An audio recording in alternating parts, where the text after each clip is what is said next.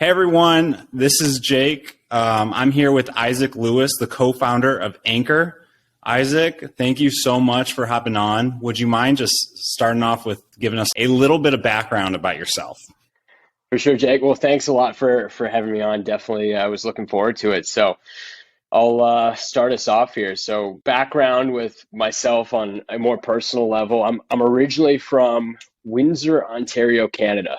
So I am a Canadian, born and raised, and so Windsor is the most southern city in Canada. So to give you a sense of where it's at, right across the river from Detroit.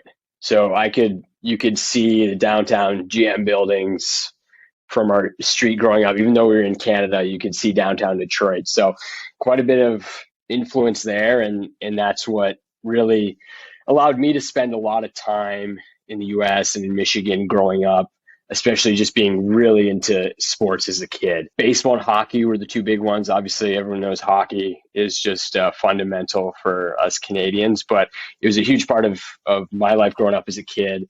Everyone loved hockey, but baseball was big too. And it was a little different where I was in Canada because we had so much American influence. And we would always go over to Michigan to play all of our games because there were just so many teams there. Whereas there just weren't as many people, not as much competition where we live. So you got a lot of exposure and a lot more competition with as I call the American kids growing up. So for me, sports is just such a big thing. And being a Canadian kid, if you really are into sports, you want to play in college, you want to go to the US. So, and we say, going to the States to play in college, like that was the thing. That's what the Canadians would say. So for me, I was the same. And really, that was a big thing. Okay, I'm going to do a sport in college and I want to go to the States. Like it was kind of no question about it. So, you don't really know much about the process of even how involved it is just from even college in general. In the US, it's kind of like a phase of your life, whereas in Canada, it's just not looked at that way. So realizing all these kids, prepping for tests and this and the scouting events and combines for we're just so out of it. So either way, I ended up coming across to play sports in college in the US, and that's what brought me to St. Lawrence University in New York State. So it's a big, definitely hockey school, and I played baseball there, and it was great experience. I really wanted a smaller school, and that's what kind of brought me over, like I said. And for me, that's kind of where ANCORE began. Kind of later in college, is I'll get into having a bad injury in college, but for me, played in college. Briefly did a stint over in Europe after I graduated, and then a technical eligibility left if I wanted to play a grad year because of an injury. And so I came to where I live now and where we're at with ANCORE, just outside of Boston, to another small, very business entrepreneurship school called Babson College. And all they do is like startups and entrepreneurship. And that was an interest to me. And so I decided to go there, and I was going to play baseball. And then kind of last minute as the program was getting started, I, talked to the coach and everything and got the schedule for the practices. And, it's designed for undergrads, and I would have missed almost all the classes. And it was like, well, if I'm going to grad school here, do I make the decision to hang up the cleats? And I did. And it was funny, that year that school went to the D3 College World Series, the year I decided not to play, of course. But I ended up starting ANCORE in that class program because of it. So, I definitely don't have any regrets, and, that was what I really wanted to go into the program doing. And I kind of made the sacrifice to stop playing baseball because I had this opportunity and this kind of platform to, hey, learn and what it's like to get something off the ground. And that's really what, brought me up present day. And there was a lot of difficulties too that I'll talk about through like kind of the founding story, just because I'm Canadian and, I didn't have at the time work eligibility to be in the States, and, immigration processes. It was a whole nother additional thing that most people don't realize, especially from a Canadian. You kind of think it's easy or different from, if you're overseas coming to the States. But you have to go through all the immigration too. So that was kind of a big part of the story, and just kind of an additional obstacle that, work through to get where I am now. Very interesting. So I played some Division III football, and I also had to. Well, I stopped because of an injury. So I kind of understand where you're coming from. difficult decision, but I wasn't going pro, not even like close. I was hard. I don't even know if I would have ever started. Um, so, but yeah, it is really tough to quit a sport and your team. And, but luckily it sounded like you had something, to like immediately pick up on. So can you tell us about the beginning of the Anchor? For sure. So it kind of goes back to college when I was playing baseball. I had a really bad shoulder injury, and it was my junior year. I originally slid back into first base from like a pickoff attempt and kind of jarred my shoulder, and I think it subluxed, and never really had that before. And I kept playing, and then realized, okay, like this is probably something. Worn one of those sleeves that it's more common, I think, in football, the one that pulls up your shoulder. You got the straps that come around to try to keep your arm in so you don't get in that dislocation position. And playing baseball in that and trying to swing and catch the ball. So I kept playing. And then, shortly after, a couple weeks after, dove for a ball and it just fully dislocated. And it was a pretty bad one. They couldn't get it back in. It's out for a long time, and you're going to the hospital, and they can't get it in. And you're putting, so it was definitely to the point where, okay, there's probably some structural damage under the shoulder at that point. And so I did need surgery after, and like a labor repair, reconstructive surgery. And luckily, it wasn't my throwing shoulder. So I'm actually a lefty. I throw lefty. So if it was the throwing shoulder, I probably would have had to come to a different conclusion. But I still obviously wanted to play, come back for senior year. So for me, I had that surgery right away. And luckily, one of my roommates, his godfather was an ortho surgeon, shoulder specialist in New York. So, you get lucky with, the friends and the people you meet and the relationships you make. And so I was able to get it done really quick to try to make it come back. And then once I got mobility back, one of the things that the athletic trainer had me using a lot to build back strength was cables. And I always use cables. People who are, athletes or just in the gym and fitness enthusiasts, you always, cables just from where you spend your time. But I never use it kind of to that extent where it was like the core of what I was doing in my programming to really build back strength. And it was like, wow, this is great. And a few of the things, and realized it's way easier on my joints, like coming back here. It's really easy to adjust the resistance. You're not switching weight plates or anything. You're just switching the pins. Or if you're using the compressed air machines, it's just pushing the button. So it's like, wow, these are really easy. And then you can use it in so many different planes. So I'm like, wow, these are awesome. And then the observation came of like, well, these are so great. Like, why do we only have one in the varsity room? And we've got an old dumpy one in the athletic training room. And then that's where kind of the observation came up of like, hey, they're awesome pieces and they can do so much. Well, why don't we have a lot of them? It's because they take up a ton of space. They're just big, bulky machines. And they're commercial pieces, meaning they're also, the price tag is very expensive. They're thousands of dollars for a good cable machine. And that's where kind of the idea came from. And I talked about it with, a college buddy at the time. We thought about it. And then it really didn't come back up for a little bit of time, probably, a year and a half to at least later is when I really actually started to dig into the idea. And when I went to grad school, as I mentioned beforehand, so I kind of finished undergrad and I did all my sciences, like pre-med recs. I thought I was going to go the medicine path, kind of follow suit. Like my brother took that route. He's a doctor, and I thought, okay, I'm going to do that, just follow in his footsteps. He's the older brother. I always just thought that growing up, and then realized, hey, like I don't think I want to do this. There's startups and business. This seems really interesting. I was always very curious, and for me, I was one who always did a lot of breadth. Like I mentioned, I was like baseball and hockey, but I played, golf, even like volleyball was big back in Canada. Like you just play every sport that you can. And then even on, campus, like just getting involved with, random different things that most people who are like student athlete wouldn't. Like that was me. So again, this kind of startup realm of a little bit more of uncertainty and things like that was kind of interesting of, hey, like there's really no ceiling here. There's a lot of risk, but there's no ceiling and you can kind of create your own things. So that was of interest. So I decided, hey, like there's this school someone told me about in Boston. That's a small school, but it's all business and it's like entrepreneurship and startups. And I was like, wow, I don't really know too much about business, but I really, this excites me. This is really interesting. So I ended up going there and I got a fellowship if I didn't get that fellowship, I definitely wouldn't have gone there based on how much the tuition was. So I had a scholarship to go to the grad school, which made that completely feasible. And then went in, and one of the things that we had to do in the grad program was everybody had to pitch a business idea. So it was a Master's of Science program. It wasn't even an MBA. It was a 1-year Master's of Science in like entrepreneurial leadership. And so there's about 65 master students. They said, hey, pitch an idea. So obviously the idea that goes in my head is, hey, this idea I've thought about from my experience, training, my injury, from athletes. And I'm just thinking, hey, like, I think people would really want something that if you could make a cable machine more accessible. So meaning you still have a good resistance feeling, but it's more compact, it's more adaptable, and it's more affordable than thousands of dollars. Can you get the price down and still have a really good feeling?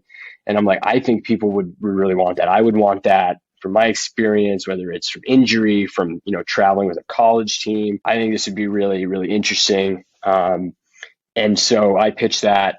And then the way it worked, it was kind of like a mini little Shark Tank where like out of the 65 students, they pick like 12 ideas and you work on that as a project for a good portion of the master's program. And if your idea doesn't get picked, you kind of formulate teams around everyone else. And so that's where I met my classmate, Nathaniel, who's the co-founder of ANCORE. And he's the mechanical engineer that I met that had a lot more of the technical knowledge that I did.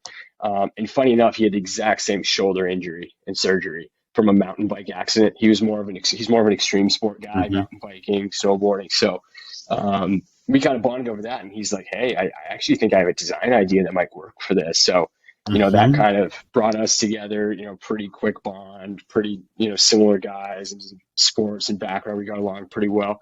And so, we pitched the idea and I pitched it to him and we started making some kind of ad hoc prototypes, and it wasn't well received in the class. There's a pretty good story where the professors, it was a pass-fail assignment. So you figure you're going to get a pass or fail. They gave us a new category called a low, in all caps, bolded pass, a low pass. So it was pretty funny. So it's a joke we still have till this day that it was a low pass. But the way we really started it then was my other co-founder, he was from the Boston area, so he was more local. He had another buddy in the town over who had an auto shop. He had a 3D printer. So he said, hey, let's try. He's going to let us use our 3D printer. I have the idea. So we just started building one in his shop. And the first one, maybe it was like really small, but it had maybe 2.5 feet of cable. You couldn't adjust the resistance. We were using like a luxury car suction cup bike rack mount as like literally like putting it on the wall to like, we were just like thinking about different ways to do it. And then from there, it just started to morph of, okay, well, I think people are going to need more cable. I think people are going to really want to adjust the resistance. I think people are going to want different ways to mount it. It needs to be adaptable. Like, are people going to put it on the wall? Are they going to put it on a squat rack? Are they going to put it on a post? Like, what are they going to put it on? Are they going to put it on a door? Like, we didn't know at that point really how people were going to take to it. So we're thinking about, okay, let's build it modular, but we need to have longer cable and we need to have adjustable resistance. So there's some things that were, we felt were deal breakers, and other things where we felt, hey, maybe if we just make it modular and adaptable, we can kind of adjust on the fly. So that's really, what we did. We started 3D printing these prototypes, getting them into different people's hands. Hey, here's a strength coach, or here's just someone who's a home gym enthusiast. Here's a physical therapist because I had the injury from rehab. And just through there, those people really liked it. So we said after the program, hey, let's try to launch this. And so we rigged up his dad's garage just outside of Boston into our, little workshop. And we ourselves, just the two of us, put some money together to buy our own 3D printer. So that's where we made all the initial models and, got it to a point where, hey, like more feedback, and people were actually, hey, like, okay, like, yeah, I'll buy this from you. And then that was where we started, okay, like we can sell them, but the 3D printer, it takes, on a good quality 3D printer, it takes like a day and a half plus 2 days to print one. So it's not exactly a scalable model. So that's right. Okay, we've got to manufacture these at scale now and figure out injection molding and machining. And we're still in the garage. So part of it was where I grew up in Canada. Windsor's kind of the interface with Detroit there. So it's a huge auto spot. Yeah. Having connections there and family friends like, okay, how do you injection mold and how do you manufacture? So all these different things that, we kind of were just learning on the fly and trying to put together, while also myself being more the interface with customers. What do people want? And from there, it really caught on with athletes. Like that was kind of our bread and butter. And you probably noticed our brand being sports performance. People liked our product because one, you could move the cable at speed and it wouldn't slack out. And that's why the athletes took to it, because they're like, hey, it kind of feels like a mini pneumatic system. And they kind of put that label on it and we're like, wow, like that's actually really cool, because I use Kaisers and they're incredible machines, but they're very expensive because of what they do and the way their setup is. And they're like, wow, it's kind of like a mini version. And to us, we realized, wow, like, is that a compliment? And we're like, yeah, that's a huge compliment, because they're like 10 times our price and our size. Mm-hmm. And so that's where it caught on. And everything we did out of the gate was word of mouth. Like it was completely organic, because we didn't have any backing. It was just the two of us. And then we had a couple college buddies help to start build them in the garage. And when it really caught on is when there was, coaches with followings on Instagram started to just see other coaches use it. So like one example was a friend of mine who trained in Vermont, coach up there named Adrian Geyer. He went to him in the off season to train because that's where he's from. And he had a unit that he was trying out, and then he had a call with a guy from the New Jersey Devils, and he's like, hey, you ever check this thing out? And then they got called it, and then we got a call from the New Jersey Devils at the time. There was a coach there, Devin McConnell. He was like the first NHL guy who really, was on the front edge of adding the product into the mix. And then once one, he had it, and then a couple of the players wanted it for their home gyms. And then a couple other coaches, the New York Rangers see it, and the Arizona Coyotes see it. And all these other teams start to see that this one guy's using it, and it just snowballed like that. And then one big like local name, who's been a good friend of us and an early customer was like Mike Boyle, was a guy in the Boston area who got it. And he's been in the industry for decades, and he reached out to us like, hey, I'm interested in your product. And at the time too, like we're so new to this that we don't know any of the real, I would say, the names, who's been in the industry longer. We're really the new kids on the block. And, you could say, it's a pro and con of, we definitely didn't try to be naive, but at the same time, we don't have any biases. Like we have no biases at all. Like we are trying to make a good product that's brand new. No one's seen it before. And if people like it, if people want it, like we're just, gonna, jump on any opportunities we have and work with people and build relationships. So he was great. And, a lot of people found out the product through him and thought like it was his company or even his product. Mm-hmm. And it's like, no, he's just a customer that really liked it and he posted about it. We've never paid him to do anything like that. So it's, it was interesting things like that where unsolicited, people just liked the product and it was new and they wanted to share it because people were asking about it. And it's cool to share something new and exciting, with other people. So that's kind of, how we started to get onto the scene. And, we were in the garage for quite some time until, you can't bring, it's not zoned for manufacturing. It's a residential neighborhood. And when you have pallets coming in, and then when you're in January in New England and you have a sloped, one of the garages that goes down and you're trying to bring a pallet down there in mid-January, it's usually a little icy. And so, you start to run into things like that and you realize, okay, wow, we're taking over the rest of the house and the basement is all the inventory. And, we eventually moved out and a place with a couple thousand square feet to move our operation. And it really was just piece by piece, we kind of added folks. So that kind of is still, probably in the first, year or so of our company of kind of like what it looked like and really just having great response from word of mouth and people who really like the product.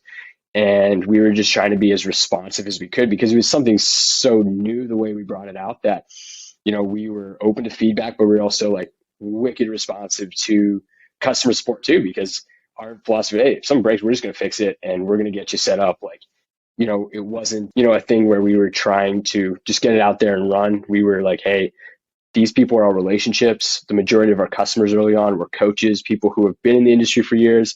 It's their profession, it's their livelihood, and like the relationship's too strong there for us not to give them the great service, not to provide any type of support that we need. And it was kind of a bigger time commitment and cost to us early on. And we've really seen that, help us, 3-4 years down the road now. Got it. Awesome. That's an awesome story. So you said it it took about, you kind of mentioned like that all took a year. I'd be curious to hear specifically, like, how long do you think it took from basically that pitch until you sold your first model? And where did you just like, what did that first version look like? And where did you end up? Like, what was the main sticking point? Was it a rack that you decided on right away? Or if you could just explain the V1. Yeah, no, for sure.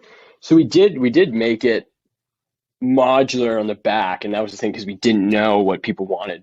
And the first strap mount we made, so on our website now, if you order an Anchor unit, a strap mount comes with every one, and it's got that thick industrial Velcro with the aluminum plate on it. And we originally didn't have that. We had a couple different straps, but one of them, we actually were, in the early days, we were harvesting snowboard bindings. So anyone who had leftover snowboard bindings, and then we were even getting some from Burton, and it was like way too expensive, but we were scrounging those and using those actually as the latch mechanism. And we were cutting the holes in all the hard, like plastic and kind of fiberglass type pieces to bring the holes in so you could kind of adjust it. And that was obviously expensive and complicated, but it works very well because it's just such a strong mechanism. And then when we realized, hey, like, because we weren't sure, is it going to be on more of a pole? Is it going to be on a basement column? Is it going to be on a rack? And once we really saw a rack and its flat face, we're like, okay, we went to something more simple and we realized this really heavy duty industrial Velcro can work very well. And it can also adapt for someone who has no peg holes in the rack or has peg holes, like just the universal elements. And then it works decent on, other size poles too for some rounded fixtures, because people now use them poles and outside and trees and things like that we really never would have thought of. But yeah, so that first unit, very early days, was, sold with things that we really didn't mass produce because we kind of had, local people or people we were introduced to early on that wanted to buy them. And we were just trying to, hey, get them something that worked well and that we knew we could build and deliver. And so as time went on, we kept, phasing in improvements. And that was kind of the advantage too of one, we did all the assembly work ourselves. Like we were getting in raw parts from all over, a lot locally. Now we still source parts from the USA, we source parts overseas, but everything's built here. And that's just allowed us to do a lot of control on quality, on phasing and improvements, things like that. And we kind of had that as a core tenet early on, which allowed us to like make all these changes, phase and improvements as fast as we can. And then that first unit too, like we were selling 3D print models, as I mentioned, in the early days. And it definitely looked different from the first prototype to what we like started to sell. But the first one we started to sell, the overall structure looked very similar to the way that our Gen 1 Anchor does look now. But the very first ones that were bought were, fully 3D printed, but they were functional. And, we had professional teams that that purchased 3D print models like that early on too, which is pretty interesting and, fascinates us when we kind of look back on that. Yeah, for sure. Also, you mentioned, so you were founded in 2019. Yes. The following year was 2020. How did that impact you? Yeah, that was, interesting for us for sure on a number of fronts. One, because obviously, as home gyms skyrocketed. But a lot of our early business was like facilities, more than we thought too. Like we thought we would be definitely more home gym or rehab, kind of more lighter personal use. And it happened that all the, so many strength and conditioning coaches were drawn to our product because of those benefits for athlete performance in that facilities. And to this day, they're still the majority of our customers.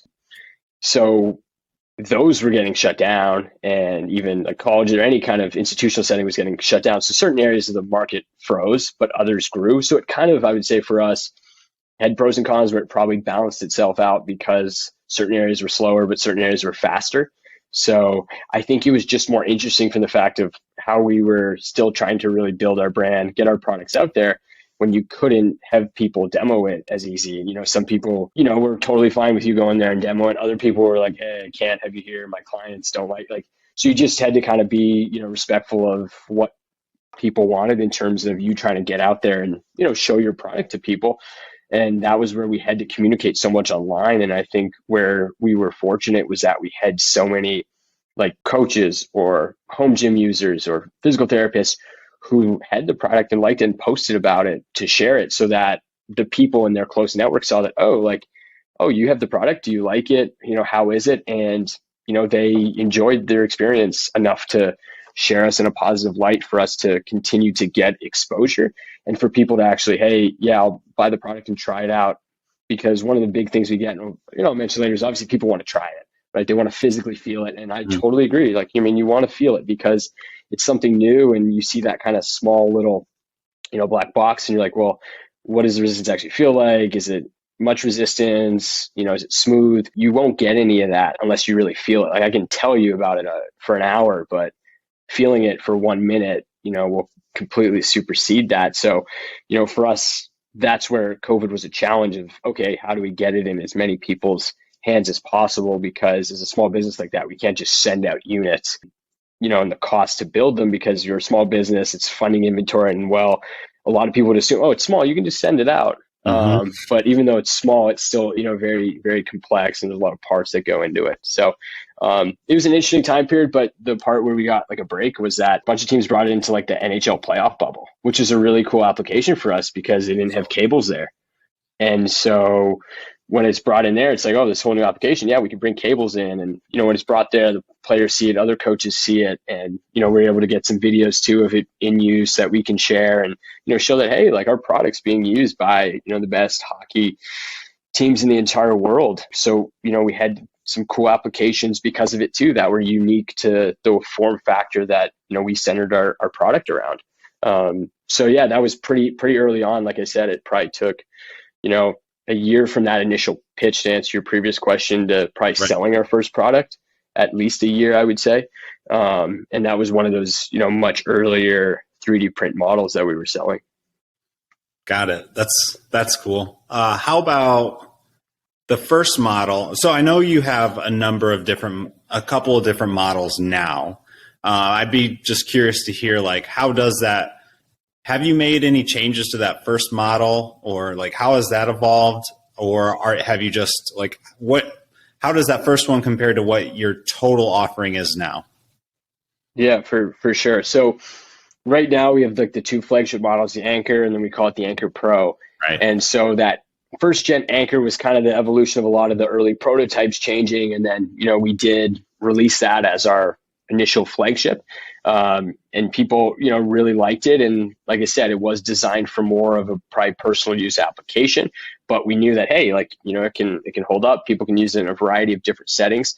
But I think we were, overwhelmed by the amount of facility use. And that's where we said, hey, like, okay, so many people are using here, we can make it more robust. And here's what we think we can do to make it better, to put it in. And that's why we call it the Pro, more professional market.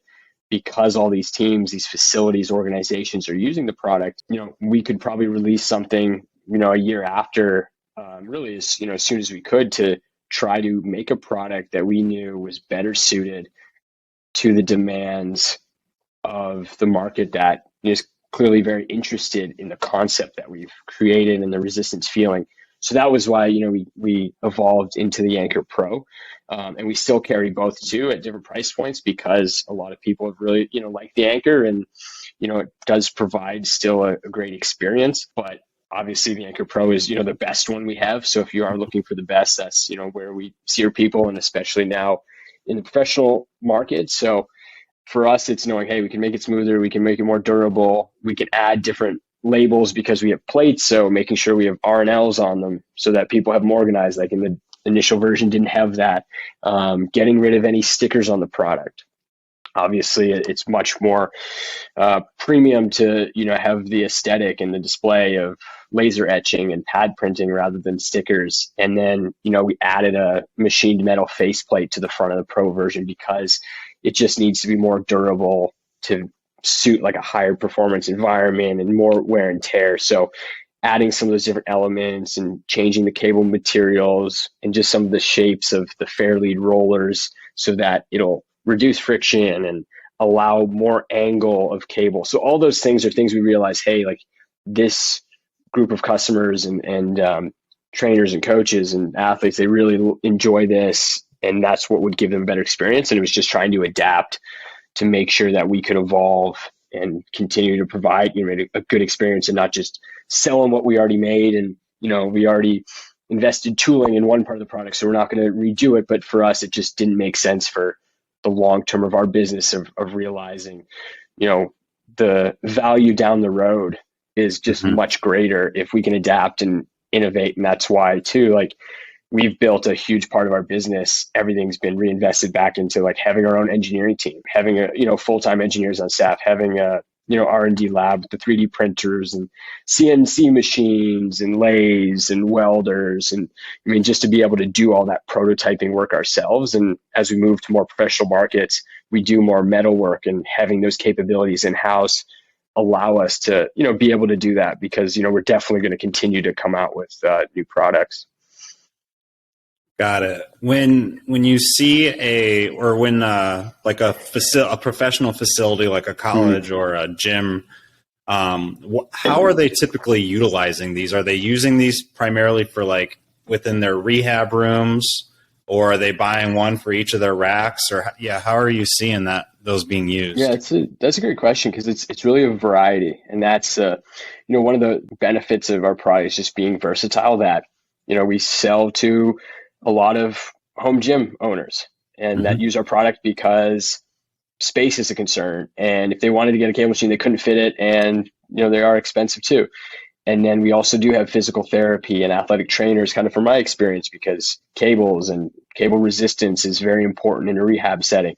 And then we do, like you said, have the colleges, high schools, and then we have pro teams, like people and they're, very prone to traveling with the product, and we have it on trailers. So there's all these different kind of applications, and there's military. So every one of those uses it, in a different capacity. And some colleges, hey, it's in the athletic training room. Some want it, unit is on every single rack, depending on what the coach programs. But a lot of it is similar to what you would program with like a pneumatic machine. So it's like your chops, lifts, a lot of rotational work, pulls, presses. So things like that are, very common in that setting. But you can use it as a cable. So it allows you to do anything that, having a single stack cable machine, if you have a single unit, would do. But it's in each of those settings, it's really just kind of connected that fact that cables are a universal piece of equipment that's valuable in any of these settings. And it's not really the fact that, hey, cable training, like we're providing, a new way to train. No, cables have been out there. It's the same concept. We're just providing it in a more accessible form that typically a lot of these customers wouldn't have had cables, because they didn't have, like I said, the biggest things we notice are, space, budget, and probably the third is like adaptability. That they really come to us for. And I thought it was interesting too, like when you sent me some of like the survey results too, like some of the big ones up there, space is like the biggest one.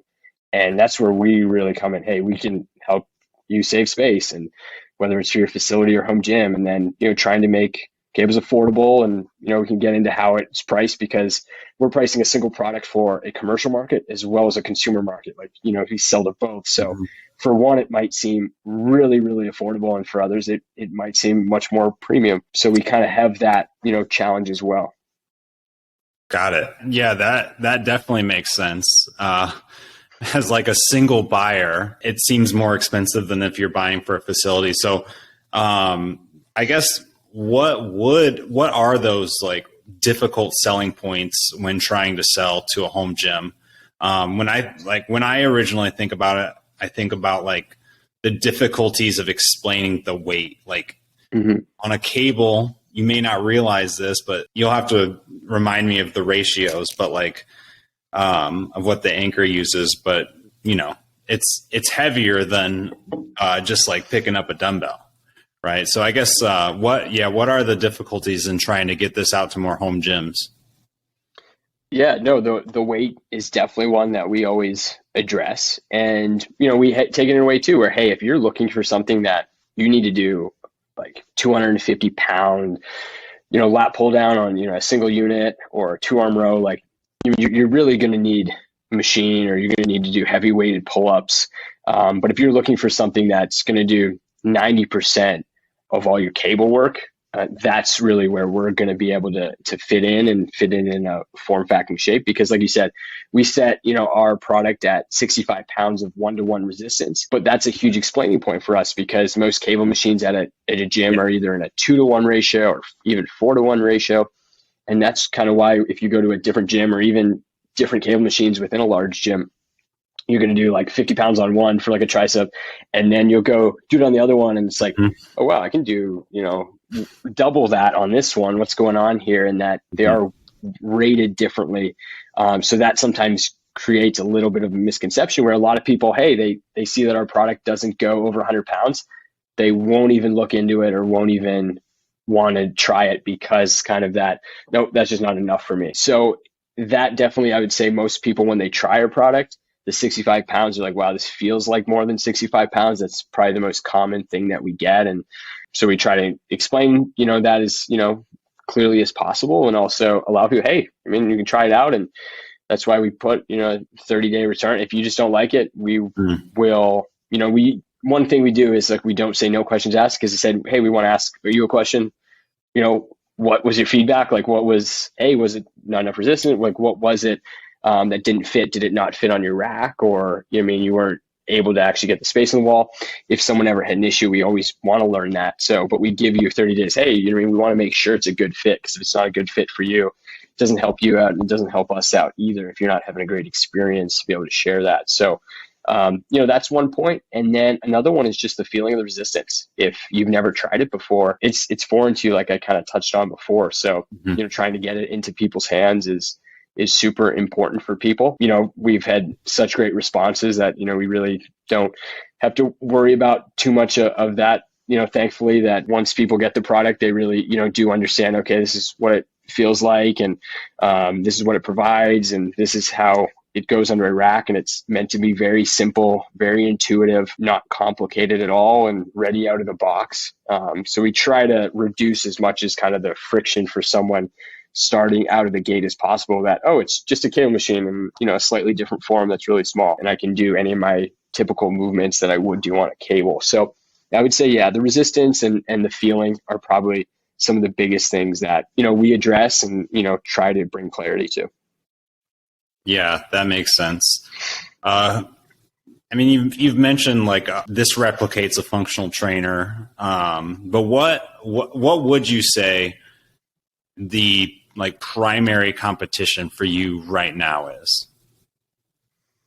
Yeah, no, it's a good question, because you could think of it as, what else would someone potentially substitute for a cable? In terms of like specific products, I would say we don't get as many questions as you might think, in terms of like, hey, customers ask, how does your product compare to this one? Because typically it's, hey, they might be looking at us or a big cable machine. But if really space is not a factor for them at all, and budget's not a factor at all, which usually, those are things that people are constrained on. They're already coming to us because of those. But I would say like the biggest comparable is definitely from like a feeling standpoint. Most people compare it to a pneumatic system, actually, compared to a cable machine, just based on the feeling of the cable. That it feels more like a pneumatic, meaning, you can whip it at speed. It's not going to slack out. The weights aren't going to bang. But it's just, thinking about what else would you substitute for those movements is really, the primary thing that we, address with people. And like you said too, I could add, price is a thing, but price isn't always an issue, because it depends on who you talk to. And when you, look at the price of a typical cable machine, and especially the fact that, hey, ours is those benefits, but you're also getting the benefit of it not eating up all of your footprint, and being adaptable and portable, and still providing that experience. So we try to, also be within a good range and provide more of those benefits. But it depends on, what you need. Like I said, if you're looking for those huge 300-pound lifts, that's why, especially in like college weight rooms, you get a certain lat pull down machine for your linemen. And we say, hey, that's, not our bread and butter. We'll be very clear and upfront about, hey, what we do and how our product is really going to help. Gotcha. Well, I also think about it as like a home gym owner building out one step at a time. Like, I get my rack, I get my bench, I get my plates, I get my barbell.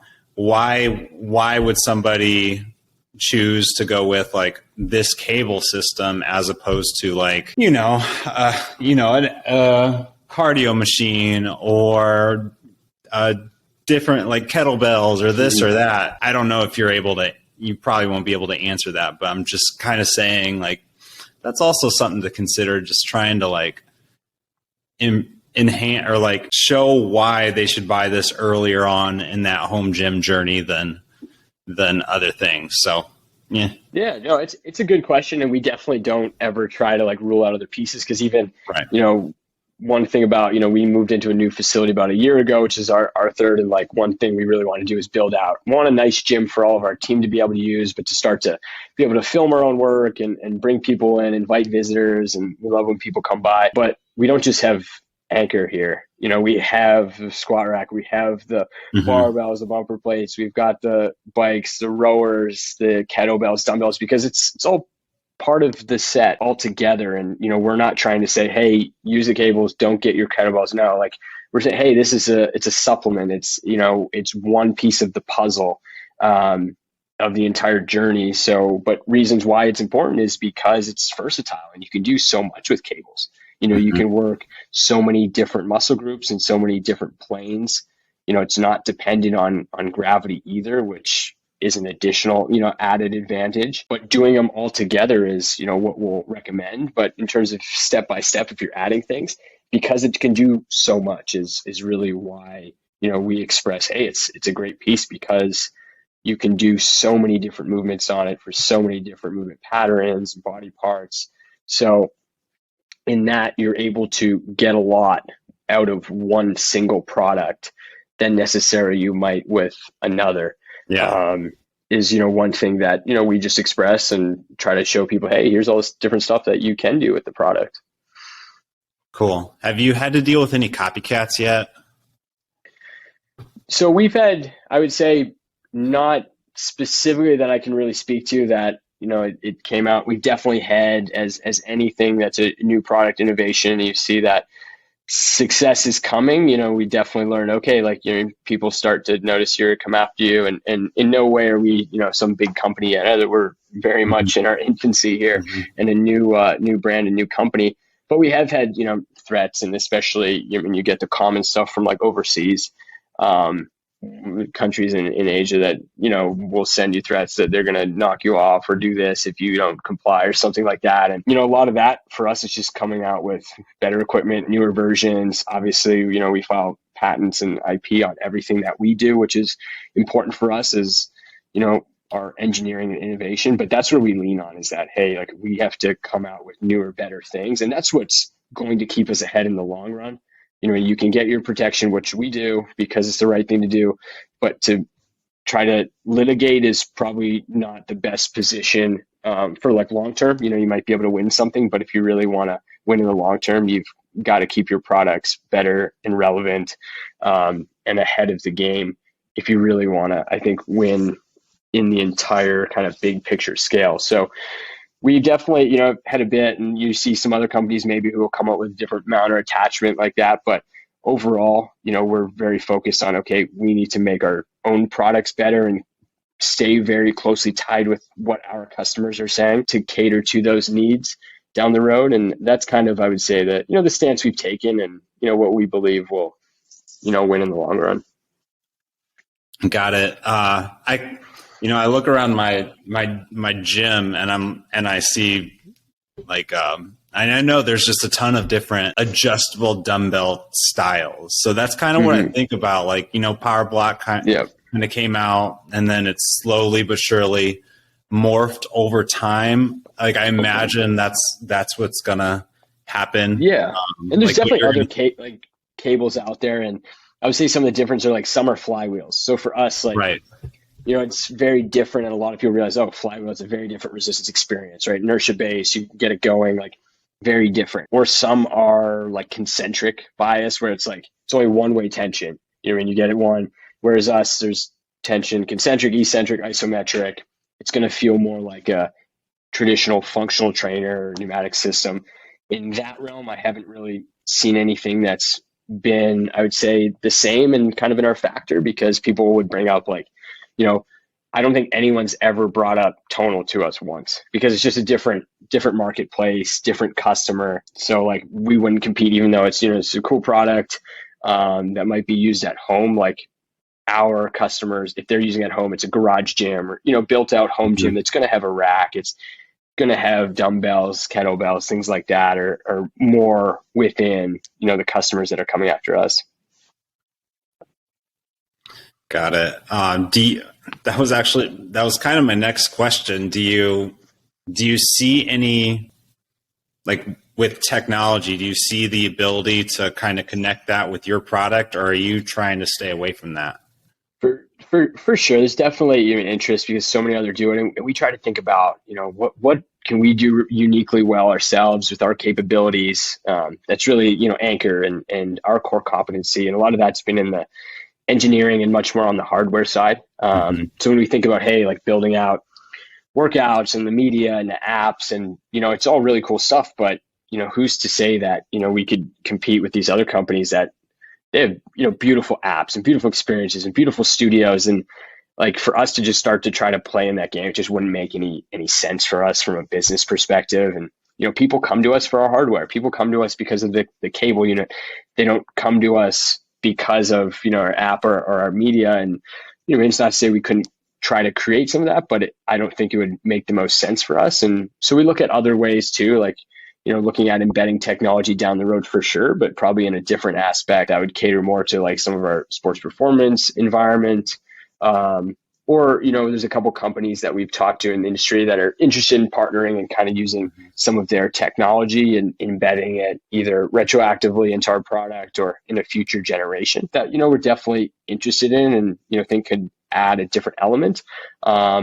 And potentially like that element would be good for some of our customers, but all of them wouldn't want it. So it's to say, hey, do you put it in the base product for everyone? Or do you say, hey, this could be an add-on for the people who it's really important to?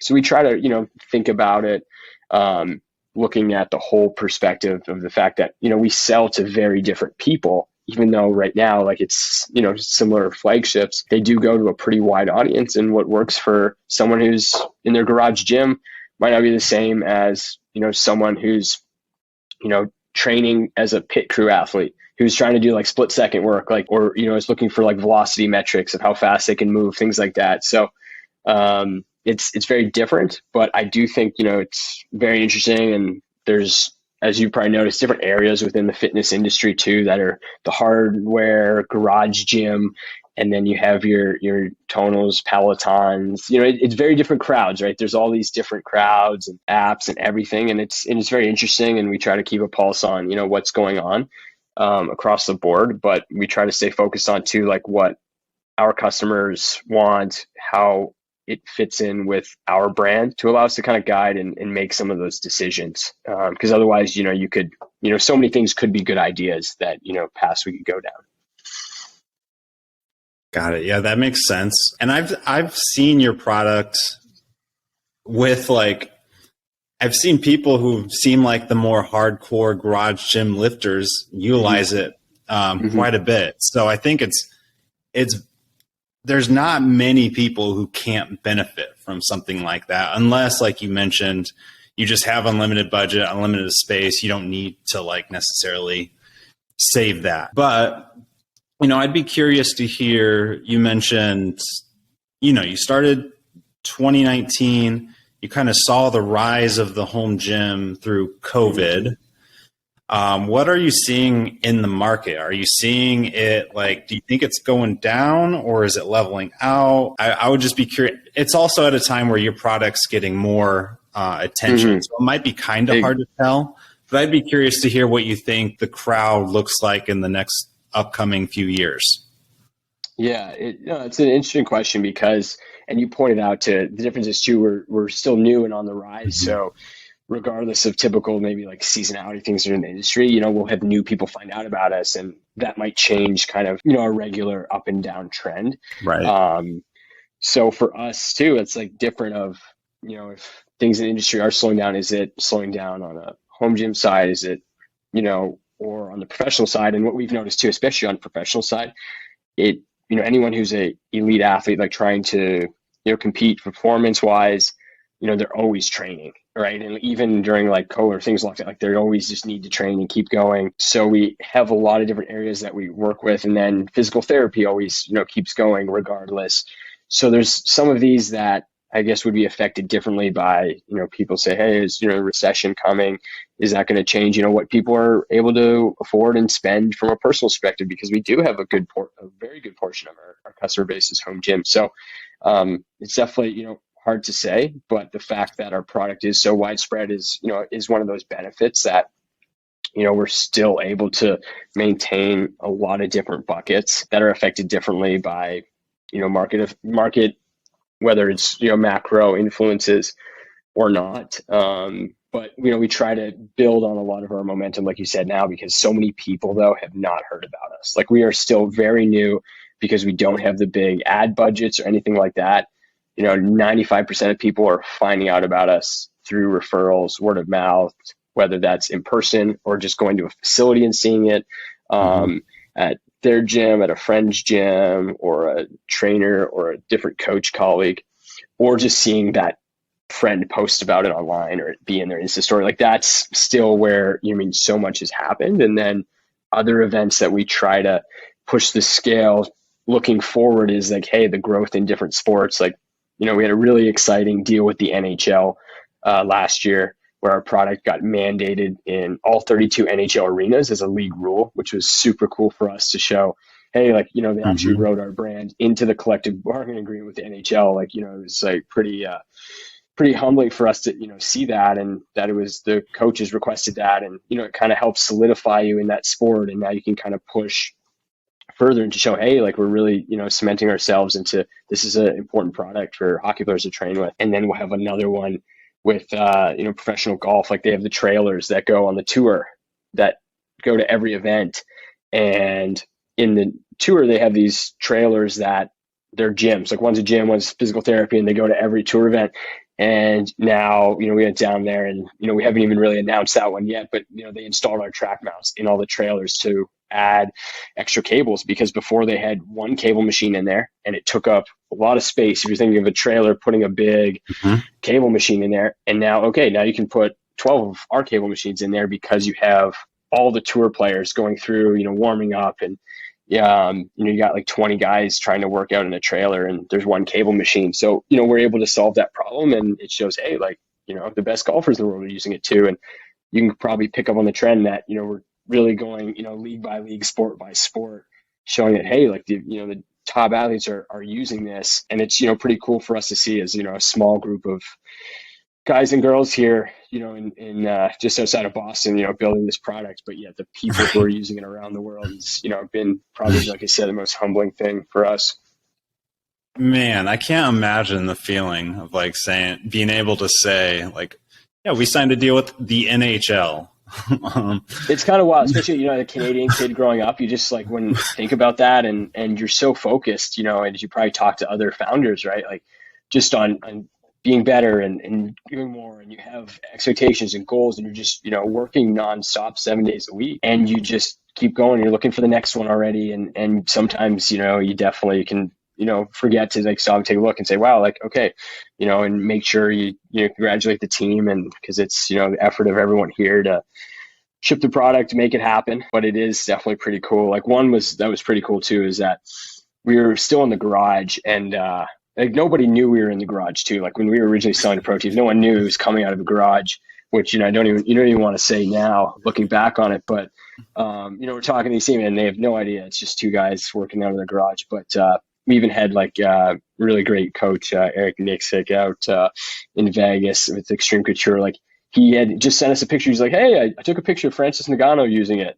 And it's like, oh, wow. Like, and we're just in the garage, and it's like, oh, this is, the heavyweight champion of the world using, our product, training with it, and they actually attached it in the ring. And it's like, you just wouldn't even think of those types of things and the gravity of it. It's just like, oh, we're two guys who are just sitting here, and it's like, oh, and this best heavyweight fighter in the entire world is using the product.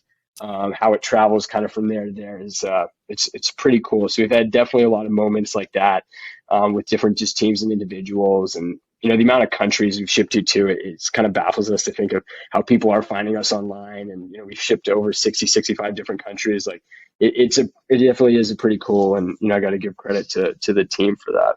Right.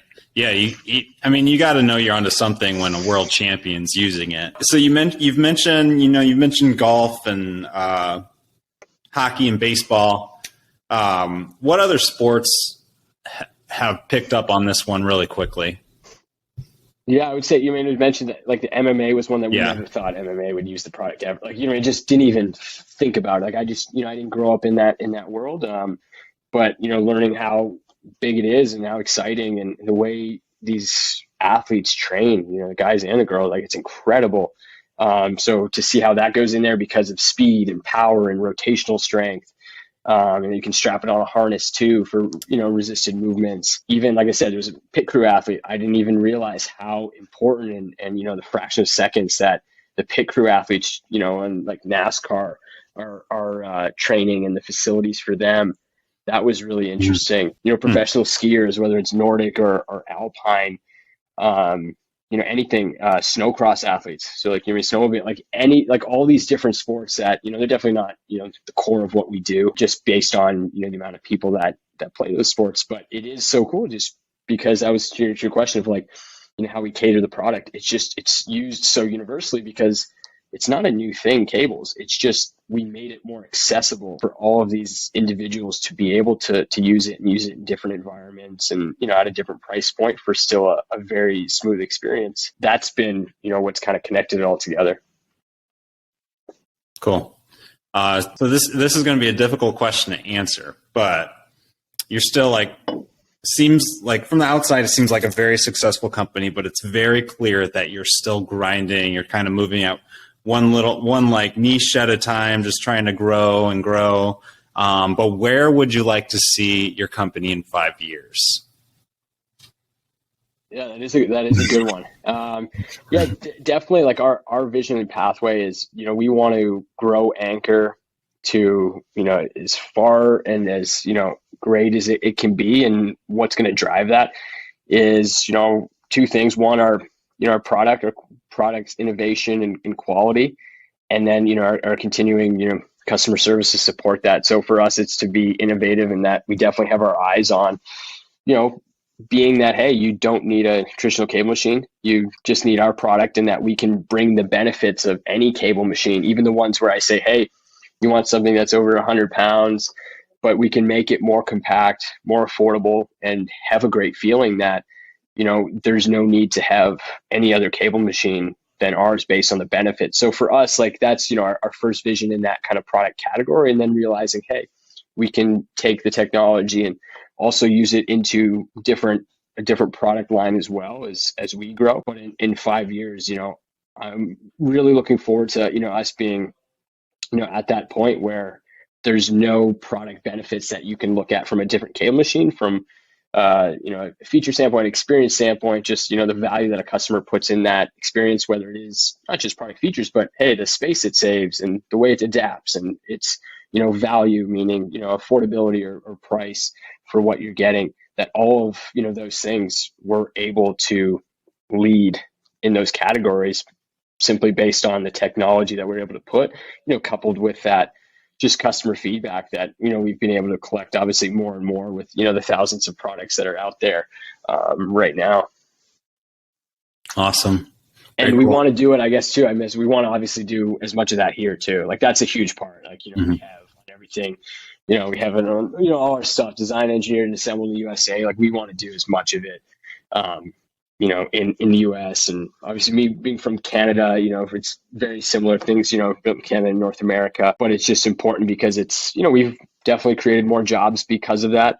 But it's also, it's been a cost to us, but it's also been a huge benefit, one that we're able to share, but that it feels right for myself and my co-founder Nathaniel and our entire team that we're proud the more that we do here. And as our company continues to scale and grow, our ability to bring more in-house just gets bigger and bigger. And that's our goal is to eventually be able to bring it entirely here. And we know how that takes a lot of time. We don't just kind of throw that out there like, oh, we're going to eventually do it. Like, I just know from the experience of other individuals who are, very experienced in manufacturing, how much work that really is. And for us, it's, something that we look forward to well down the road, but it's more piece by piece yet. If we can do just one more thing here for a period of time, then one more and kind of add it, you kind of see the compounding effects and that, as a business owner too, the amount of people's livelihoods that we support now too, and people and families that work with us and for us, that it creates a lot more meaning to it, and it kind of excites you and motivates you and fires you up more to, hey, you're responsible for not just yourself, a lot of other people here, and ensuring that things are moving in the right direction, and we're keeping focus and the strategies moving forward to support what we're doing. And it's been, I would say, added by the fact that so many people have had a great experience with our product, that the level of like gratitude is just through the moon for us with what we've been able to do so far. The journey's been quite something, to say the least. Awesome. That's cool to hear. Love hearing that. Okay. Well, the last question I just have is, are you glad you chose this route as opposed to the medical field? I can say I am 100%. Like I've learned so much since the last 4 years.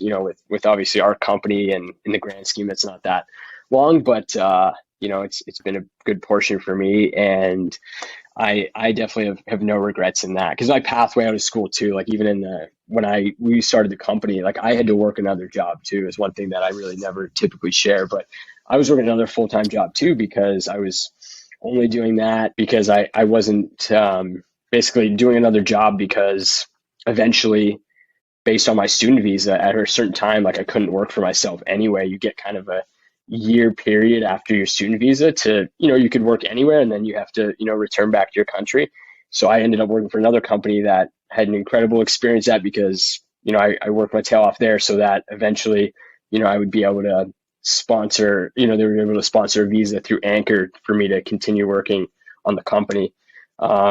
So, it has a lot of meaning to it, and, the amount of, I think, grind in the early days to get where we are now just carries, so much meaning, and, what you go through, and, the people you do it with being, the most important thing. So yeah, no regrets on this pathway. As, hard as it's certainly been rewarding nonetheless.